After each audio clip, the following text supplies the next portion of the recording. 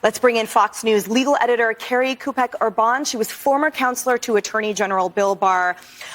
What are your thoughts? Give it to us top line and then detail. You're so knowledgeable. I'm always so grateful when you're on.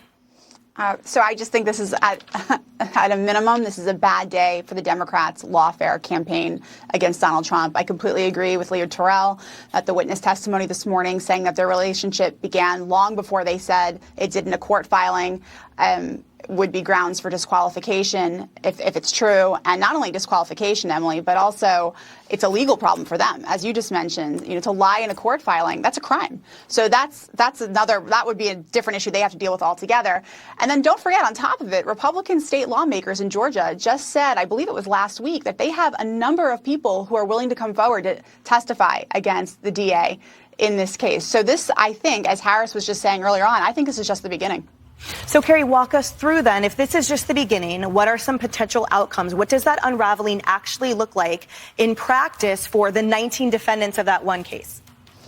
Well, first and foremost, if the district attorney here is disqualified, that's a game changer. Because then the question would become, is this case so tainted by the behavior of Wade and Willis that it needs to move to a different venue? In that case, if it moves somewhere else, then the question becomes the prosecutor who would take over the case, are they going to go forward with these RICO charges? I mean, they could drop the charges altogether, because let's not forget what Willis is bringing here against Trump. She's bringing RICO charges, which at least at the federal level is typically invoked against members of MS-13 and, the mob. And so another prosecutor may take a look at this and say, okay, RICO, this is ridiculous. But, it remains to be seen what will happen, obviously. And what impact would this have, if any, on the plea deals that we've seen from some of those defendants thus far? Does it absolutely null and void eradicate all of those, and then everything starts over with that new prosecutor, or do some of those stay in place?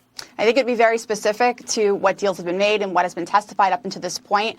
But again, I think this is not looking good for Willis and Wade. I think, Emily, you made the point earlier that, some of the details about money gets a little confusing. But in the big picture here, if you have a witness testifying that a relationship began long before when they said it did in a court filing, it's a big problem. Carrie, thank you so much. Do you have any final thoughts that you want listeners to know before we conclude? I think Ashley Merchant, the lawyer here, is doing a very good job. And I would just say that I was just doing a little research on her on the break. And, the reason we're even having this hearing is because she went the extra mile for her client. She didn't just react to the case that was presented to her, which, a lot of lawyers do and can do, and it's easy to do, I should say. But she decided to look around in the divorce filings. I think she was doing a lot of investigating on her own. And because of that advocacy, which, makes her really a great lawyer, we're here today, and the case could crumble as a result. Carrie Kupek-Urban, thank you so much. We'll look forward to connecting with you soon. I want to get your